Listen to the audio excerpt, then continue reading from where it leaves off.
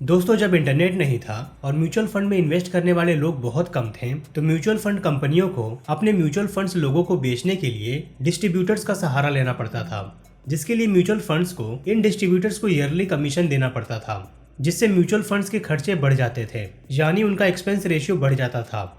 पर फिर सेबी यानी securities and exchange board of India ने 2013 में डिसाइड किया कि अब जब सब कुछ ऑनलाइन हो सकता है और म्यूचुअल फंड इन्वेस्टर बहुत ज्यादा हैं, तो इन्वेस्टर्स को बिना डिस्ट्रीब्यूटर के सीधे म्यूचुअल फंड्स में इन्वेस्ट करने का ऑप्शन मिलना चाहिए।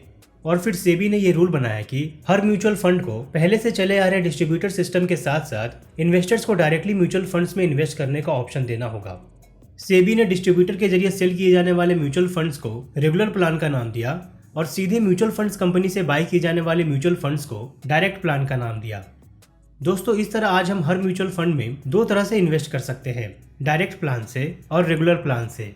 डायरेक्ट प्लान में कोई डिस्ट्रीब्यूटर नहीं होता, इसलिए इसका एक्सपेंस रेशियो रेगुलर प्लान से कम होता है, जिससे लॉन्ग टर्म में हमारे लाखों रुपए बच जाते हैं। एग्जाम्पल के लिए मान लेते हैं कि हमने एक म्यूचुअल फंड में डायरेक्ट और रेगुलर प्लान दोनों से 10,000 रुपए की मंथली SIP 15 साल के लिए की है। डायरेक्ट प्लान का एक्सपेंस रेशियो 0.5% है और उसके रेगुलर प्लान का एक्सपेंस रेशियो 1% है। अगर ये म्यूचुअल फंड 15 साल में 16% के ईयरली रेट से रिटर्न बनाती है, तो रेगुलर प्लान में हमारे इन्वेस्टमेंट की वैल्यू होगी 67,68,631 रुपए। पर डायरेक्ट प्लान में हमारे इन्वेस्टमेंट की वैल्यू हो जाएगी 71,16,994 रुपए। यानी कि सिर्फ 0.5% से ज्यादा के एक्सपेंस रेशियो की वजह से हमें रेगुलर प्लान में इन्वेस्ट करने पर 3,48,363 रुपए का नुकसान हुआ। इसलिए हमें हमेशा म्यूचुअल फंड्स में डायरेक्ट प्लान से ही इन्वेस्ट करना चाहिए।